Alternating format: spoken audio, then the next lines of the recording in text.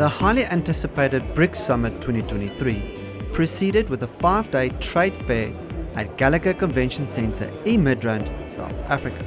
The purpose of this platform is to showcase products and services from the BRICS countries, host interactive trade and investment sessions, and discuss important solutions impacting manufacturing and trade.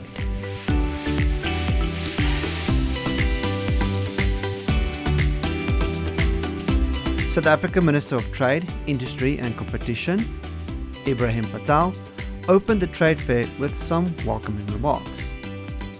I'd like to welcome you all to this official opening of the industrial exhibition. It's part of the wider work that we're doing for the BRICS Summit that will take place on Wednesday, with a range of supporting activities. The opening of today's exhibition is one of the big 5 of the business events of the BRICS Summit. And you'll see on your right-hand side, I hope members of the media will have an opportunity to go later. That is what we call our knowledge wall.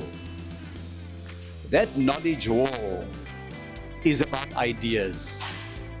Ideas have inspired civilizations. Ideas are the infrastructure of civilizations.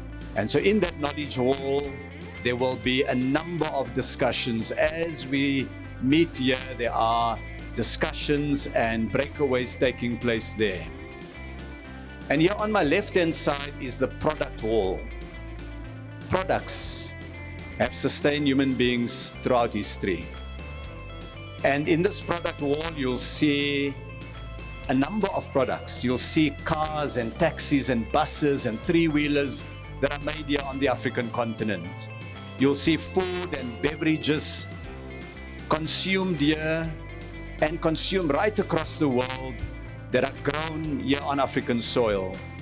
You'll see sophisticated machinery and equipment, energy production facilities. You'll see here also not only a showcase of South African industrial capability, but also of 19 other African countries. And you'll see here our BRICS partners, China, India, Brazil and Russia, and their stands here in the product market. And why this is important is framing the BRICS Summit is the business-to-business part of it. And so I'd like to acknowledge the work that Busi Mabuza and her team has done in pulling together the businesses from these 5 countries and many neighboring African countries to tell the story of Africa's potential, Africa's capabilities. In that wall that we have there, the knowledge wall, wall 3, you will find discussions that will take place on renewable energy, on new technological developments. You'll have discussions there on sustainable development, on education and skills, and on the just energy transition. And over the next few days, businesses and government leaders will be engaging in order to see how we can do better in BRICS. After the official opening, Minister Patel, Deputy Minister Fikile Majola, and Busi Mabuza, Chair of South Africa BRICS Business Council, took interest in Exhibitors Hall with the walkabouts. South Africa's role in this bloc is pivotal as a hub or gateway to the rest of Africa. However, as a country with enormous potential to increase manufacturing and in turn improve employability, the country needs to position itself better to benefit from this trade partnership. So as a South African chapter, we have been very clear in hosting this event that we have realized that we are maintaining a trade deficit with all the member states. So how do we convert that trade deficit into an opportunity? Not necessarily to have outright surplus, but at least have a better balance of trade amongst the nations. So how we look at it, we say currently our strength seems to be the export of our mineral products and our agri products, and to a lesser extent the manufactured products. So our opportunity to say we need to strengthen domestic industrialization. So if indeed our contribution is mineral and agri as it is currently, how then do we attract investment for the broadening of the mining industry and creating of value chains in South Africa? So in that way, the demand for our goods actually creates domestic industry. Similarly with agri, we believe that this opportunity and the demand for our agri products creates an opportunity for investment in South Africa for creating a base and a broadening commercial farming. In that way, then you're building a domestic economy that can be competitive. Because the other reason is that you can't trade if you're not a competitive trader. So you need to be able to trade and produce goods in your country that is cost effective and attractive for the market that is intended, whether it's BRICS or the broader global economy. So what we want to do, we want to maximize what we are good at now to create investment in the domestic industry, create competitiveness around infrastructure, broadening and supporting local industries by the value chains around agri, manufacturing, digital economy, as well as mining itself. And in that way, you will build a domestic economy that can compete almost equally with other BRICS nations. For exhibitors at the trade fair to understand what the potential to trade can be and what they are working towards, it will be remiss not to understand the progress made in the past 15 years. From our side as business, it's a long journey that we've taken. I was just reminiscing with colleagues today that when we joined BRICS 15 years ago, we were all in Sanya, China, on an island, and we thought, what are we getting into? We're going to box above our weight. And I think it has shown that we have played our part. We are representing Africa as a continent in BRICS, it's just not South Africa. And from our side, I think it was very positive. From where we come until now, you can see that we've become a force to be reckoned with in world politics. So I think let's see what comes out of this BRICS this year.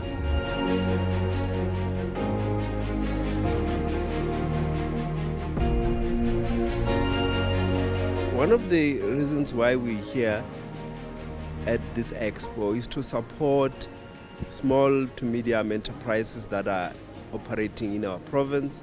So our support is mostly to provide them with access to markets. You'll see here at our stand we have 5 companies that we supported. We provided a platform for them to showcase their product to the global buyers who are here. And 2 of them are in jewelry manufacturing, and the other 3 are in mostly agro-processing. And the idea is to make sure that when they leave here, they have orders overseas and locally.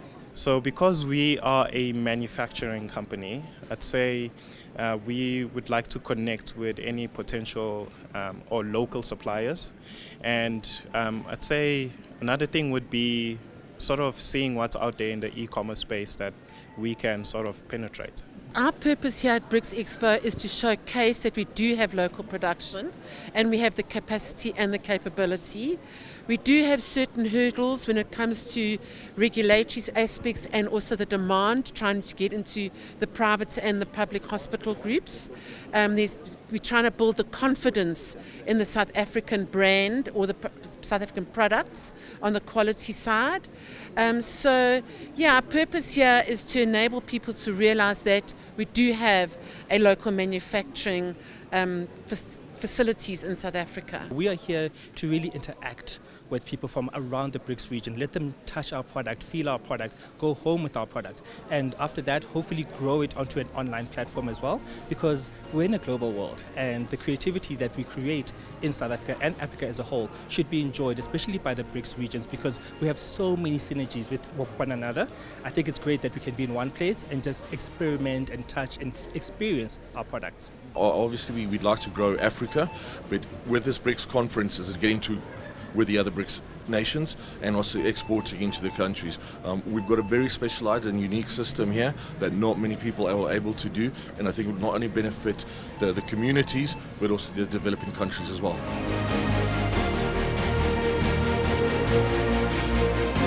So the Melo van is 100% electric. We manufacture it ourselves. It's a complete South African product, and we specifically design it for last mile delivery. As you can see, it's a massive vehicle. Right now, the model that you see, the body is fiberglass, but we're changing that soon. The third component of the business is that we are into manufacturing. Actually that was our first commercial business, but unfortunately we were a bit early for the market in 2018, so we didn't get investors to invest in our manufacturing dream. So we decided to pivot into services and STEM. But I'm so happy because that part of the business is gradually coming back. Hence, we even have a prototype that we are showing to potential investors that please come on board so that we scale it further. No, I think our outreach is both local and global. Initially, our intent for locating at the OR Tambo Special Economic Zone was to focus on the export market. We thought that would be more of an early stage market. But more and more we're finding with South Africa becoming a prime location for green hydrogen production, and for sectors like our automotive sector that needs to transition from internal combustion to green energy vehicles. We're finding that the demand for our components could be equally large locally as well into the next 5-year horizon. So I think our market should be balanced between local and international. The green hydrogen projects, I suppose producing green hydrogen is not so much to supply electricity, it's got multiple other uses as well. But you're talking gigawatt scale projects, so they are massive projects that require huge amounts of solar and wind energy first before you can put in the electrolysis to produce the green hydrogen. So yeah, you're looking at a 5-year horizon is a realistic picture.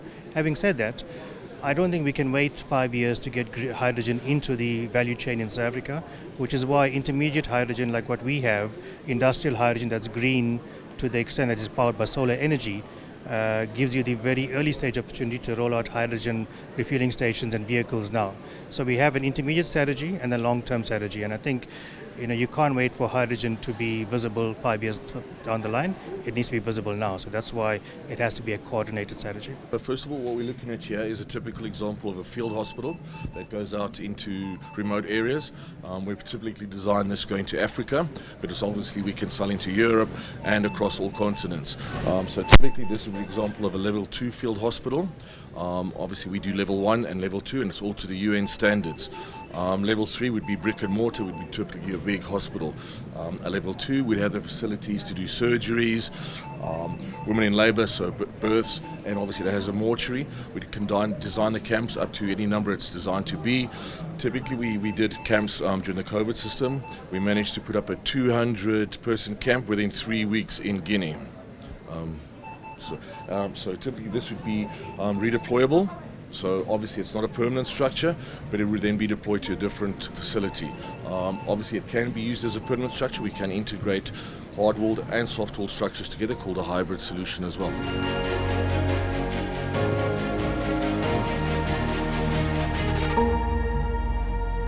I must say we're fortunate because we started interacting with buyers international, like the UNICEF of this world, that they came on board and sponsored our programs, But since we have arrived here, exhibiting here, we are so excited that there's a lot of collaboration with big companies, especially on the manufacturing side.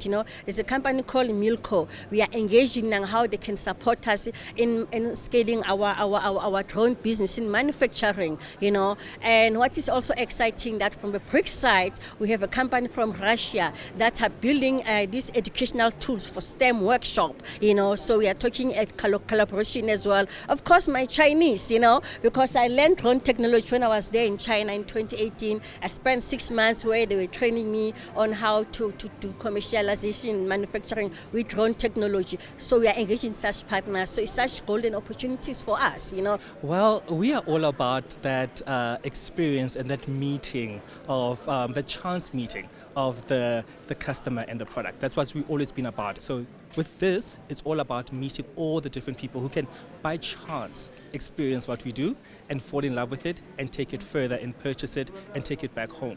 Meeting a lot of people that I've met when I did my other expos. I did an expo in Moscow. I've done a lot of expos in China as well. So there's a lot of people that actually here that I know, and we just connect over WeChat, and that's going to be a lot of fun. And also just getting feedback from just the whole region and what they would like, what they are missing out on, because people will always tell you what you need to create next, just in conversation. With vaccines, the supporting medical devices would be syringes, needles, and so forth.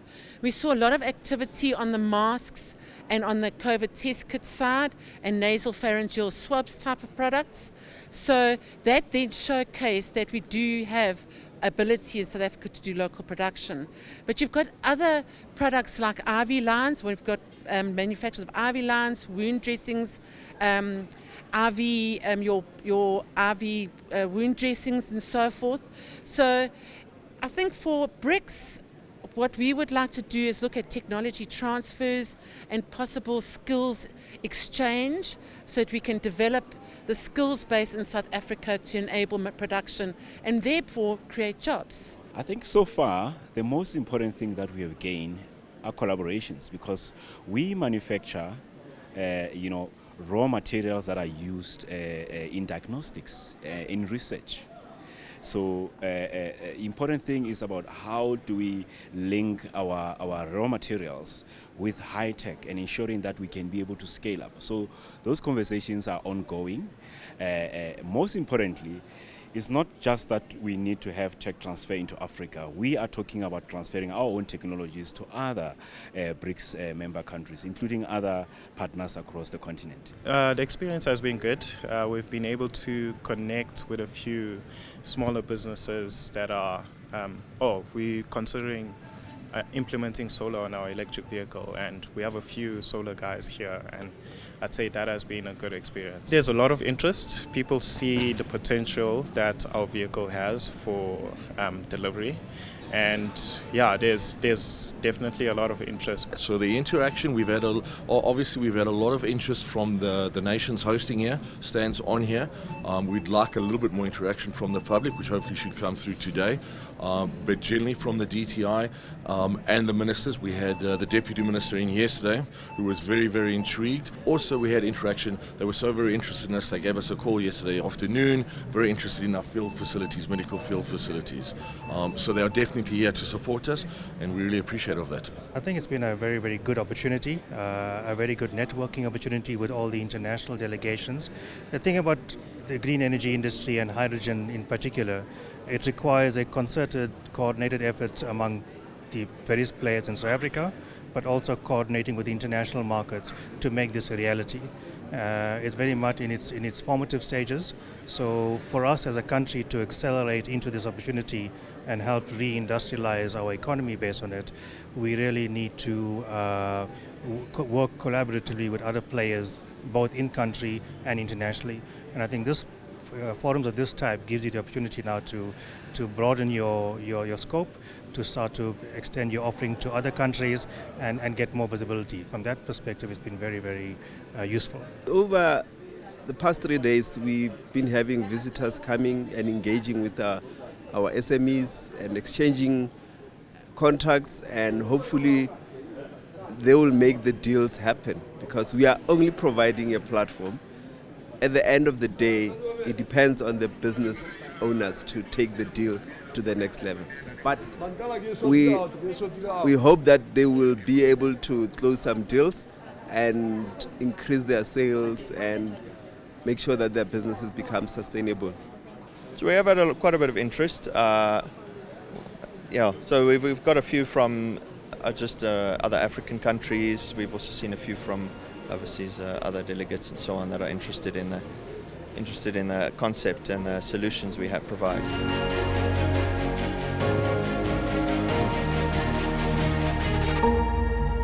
So we have DHL is our cornerstone clients, and we have Spar2U, Takealot, and a few retailers. Part of the entities that are within Gauteng Growth Development Agency are special economic zones. In Gauteng, we have the Vaal, we have West Rand, and we have OR Tambo Special Economic Zone where I'm located. So there are projects that are taking place in those different special economic zones, focusing on hydrogen, fuel cells, and in general in the hydrogen economy.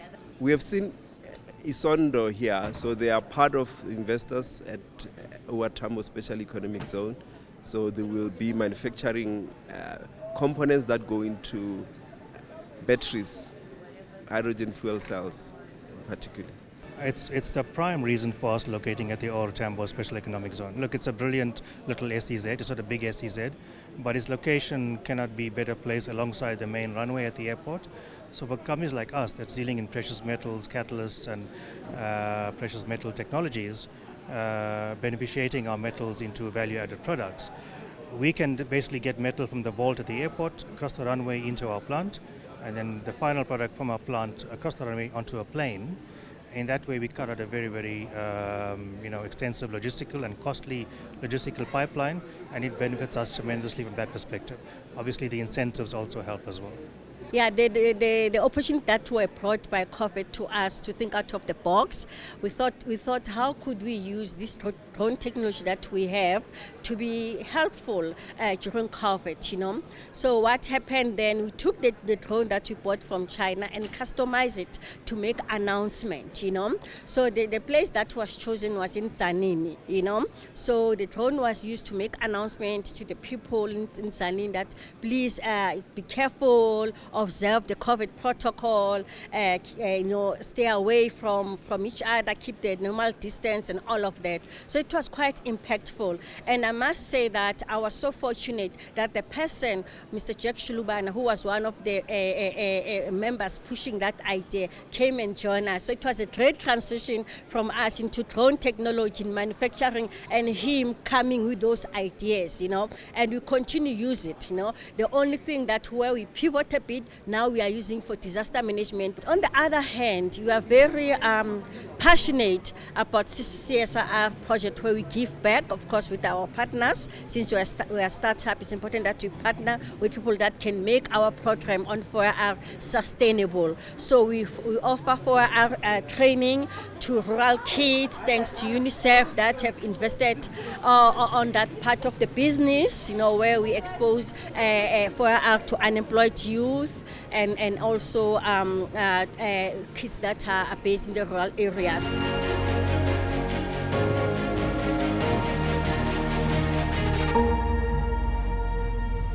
Key areas that the South African government should look into to spur trade is energy, manufacturing and infrastructure, with the ultimate goal to create jobs or shape new entrepreneurs. In doing so, it will assist more individuals to be an active participant in the economy and be part of the BRICS relationship. If I just look at the big storyline for South Africa, our trade with other BRICS countries amount to 1.3 trillion rand. That's the level of two-way trade between South Africa and other BRICS countries. For members of the media, that is $80 billion of trade that we have with other BRICS countries. But of course, we all look to see how can we sell as much as we want to buy, but we also want to sell, because that is where you get the most significant immediate job creation impact. And South Africa exports almost $750 billion worth of products to other BRICS countries, close to $50 billion worth of product. infrastructure itself becomes a huge economy. So then it creates jobs, it creates other entrepreneurs who service that infrastructure pool. If you talk about income that comes from agri, how do you make sure that we develop agro-processing and create jobs around agri, create entrepreneurs around agro-processing, and obviously other value-added goods that come from agri. So everything that you're exporting is an economy in its own right that can either directly employ people or create industries that come with it. You have to be competitive, obviously, so that's where the infrastructure comes in. There's a lot of demand now from younger entrepreneurs around the digital economy. South Africa, relatively speaking, we don't have leading digital infrastructure yet. A lot of investment has to go with that. So once you have an investment drive, you start unlocking IP, intellectual property that can service that kind of economy. So everything that we're actually doing can create secondary and tertiary industries, but we have to be deliberate about what do we sell and how do we employ that income in South Africa for our own benefit, focusing on our own priorities. I think from South Africa in particular and Africa, government should focus now on investing into infrastructure. Sort our economy out, sort out power out. Power has become a big problem in South Africa, where a lot of businesses are shut down because they can't afford to keep their staff on. So we really need to invest into infrastructure. Once you start infrastructure, you start employment. And infrastructure is a big absorber of employment. So our 38% or 39% unemployment, that I think will, if you start the infrastructure project, the major ones, it should absorb a lot of the 38% unemployment. That would resuscitate our economy and move forward. We are actually talking about deep localization, which is a hot topic now at this event, where Africa says we actually want to manufacture our own technologies. Let me take you through our industry. Nearly 100% of diagnostics and other healthcare technologies are imported. So you're serving a market of 1.3 billion and you rely on importation. That is not going to be sustainable, especially with rising outbreaks and infectious diseases. One would need to look at local solutions. So we're talking about tech transfer, complexing or merging of technologies, leapfrogging, making sure that we answer the question on healthcare, on universal healthcare. So there are a number of issues, and it looks very positive, because all of us are talking about how we can localize solutions to ensure that they reach the market, they reach the vulnerable quite easily and sustainably.